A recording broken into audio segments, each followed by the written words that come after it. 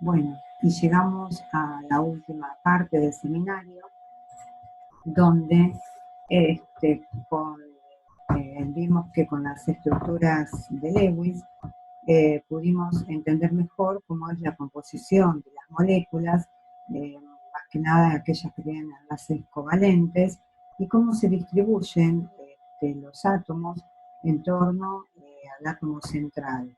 O sea, estuvimos analizando, dándonos cuenta de lo que es la geometría molecular de esas moléculas, que se define como el estudio de la distribución espacial de los átomos en la molécula o ion, distribución espacial en torno al átomo central. Bien, ahora, ¿qué es lo que pasa? Son lo que decimos representaciones planas que no nos dicen nada respecto a cuál es la forma, o sea, tridimensional de esa molécula, cómo es su distribución en el espacio. Y el conocimiento de esa estructura tridimensional, que es la que nos permite analizar las propiedades físicas y químicas de las sustancias, lo vamos a tener a través del análisis de la geometría electrónica. Entonces, primero vamos a ver cuál es la relación que existe entre las estructuras bidimensionales o planas de Lewis y las formas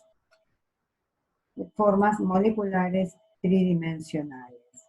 Bien, podemos representar a una molécula general con la forma ABN, ¿no? Siendo N la cantidad de átomos que están unidos al átomo central, y A, el átomo central, de un elemento que pertenece a un elemento representativo, o sea, a los bloques S o P de la tabla periódica.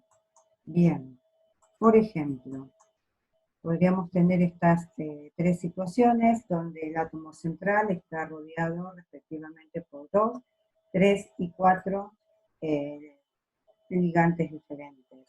Bien, en estas situaciones puedo tener, por ejemplo, dióxido de carbono, que después de realizar la estructura de Lewis, convengo en que presenta una estructura lineal. Sin embargo, el dióxido de azufre, después de realizar la Lewis, si yo pudiera ver su distribución espacial, vería que es angular. En principio sería lo mismo que pero la diferencia radica en el par electrónico libre que tiene el azufre, que además amplía octeto. Bien, en el caso de los átomos centrales, acompañados o rodeados por tres ligantes, tenemos estas distintas opciones donde las distintas nubes electrónicas se van acomodando en torno al átomo central, y que de acuerdo entonces a la cantidad de electrones en torno al átomo central, nos dan distintas posibilidades de ordenamiento espacial. Y en el caso de un átomo central rodeado de 4 ligantes, podemos hablar del metano, cuya distribución espacial es tetraédrica. Bien, entonces planteamos, para poder entender cómo es el conocimiento de la distribución electrónica, la teoría de repulsión de pares electrónicos de valencia, que es un modelo basado en la repulsión que se produce entre los electrones. Entonces, la distribución más estable va a ser la que minimice las repulsiones entre ellos. El ordenamiento de las densidades electrónicas en torno al átomo central va a ser el que defina la geometría electrónica.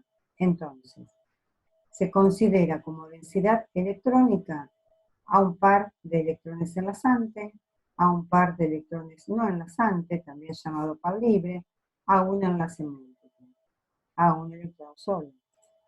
Entonces, la geometría electrónica puede decirse que es la que adopta la molécula cuando la repulsión electrostática entre los pares electrónicos que rodean al átomo central es mínima, para lo cual estos pares electrónicos se alejan lo más posible entre sí. Estas fuerzas de repulsión tienen distinta magnitud y su orden es el siguiente. Las que se dan entre pares no enlazantes son las más intensas, son intermedias las que se dan entre el par no enlazante y un par enlazante, y son las menos intensas las que se dan entre los pares enlazantes. Bien, ahora, ¿cómo hacemos para predecir la geometría molecular? Volvamos al caso acá del metano, donde tenemos que el carbono es el átomo central que está rodeado y unido a 4 hidrógenos. En principio podríamos tener dos posibilidades, la plana y la tetraédrica. Ahora, ¿por qué elegimos o sabemos que la distribución molecular atómica genera una geometría molecular tetraédrica? Porque esta disposición de los enlaces en torno al átomo central se logra la mayor minimización de la repulsión.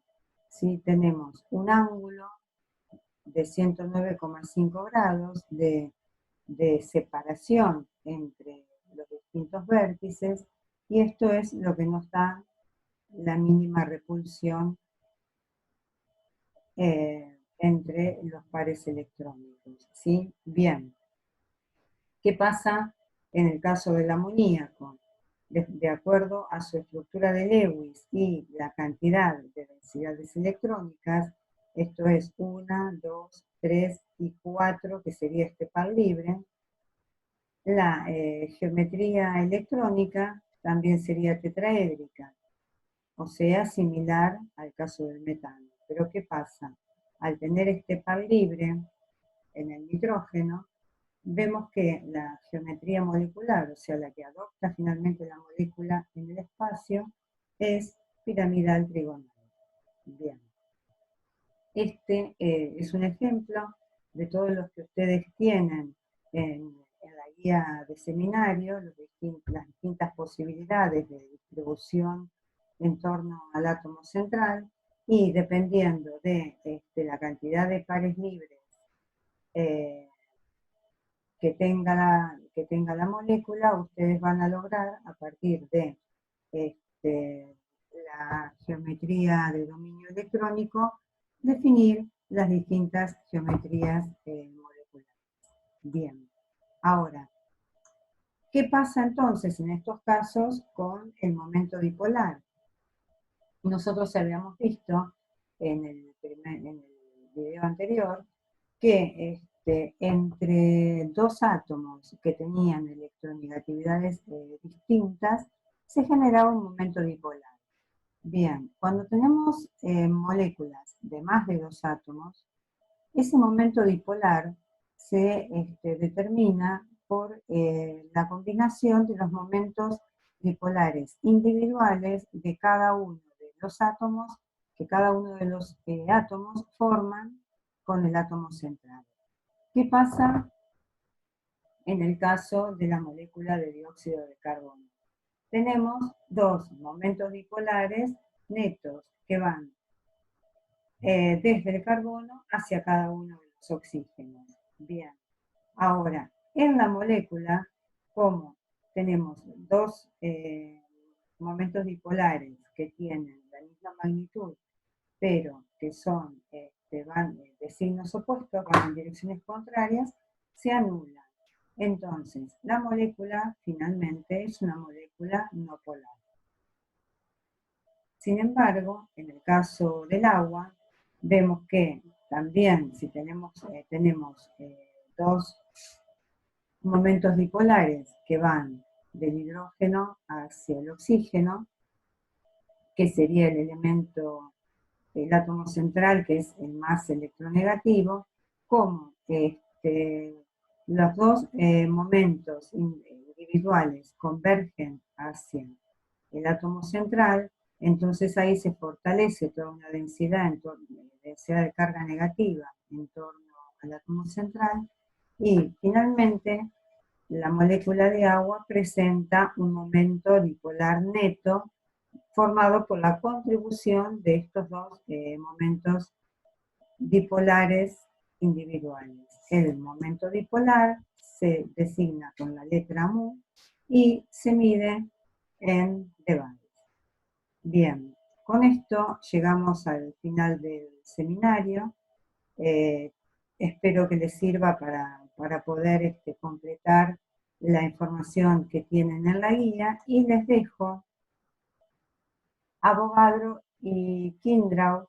Son dos programas. Avogadro se baja gratuito en la computadora y les permite armar y trabajar y dibujar distintos tipos de moléculas.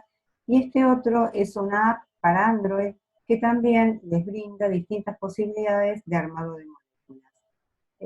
Que tengan una buena semana y nos encontramos en las clases virtuales.